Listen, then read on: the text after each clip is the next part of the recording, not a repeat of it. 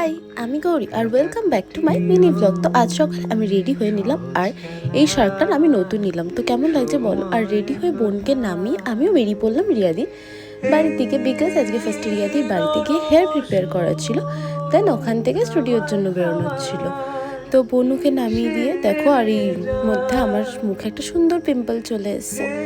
তো এই আমি রিয়াদির বাড়ির দিকে এখন যাচ্ছি রোদের মধ্যে। তো ওখানে গিয়ে আমি রেডি হতে লেগে গেলাম আর প্রিপেয়ার করে আমি বেরিয়ে পড়লাম স্টুডিওর উদ্দেশ্যে।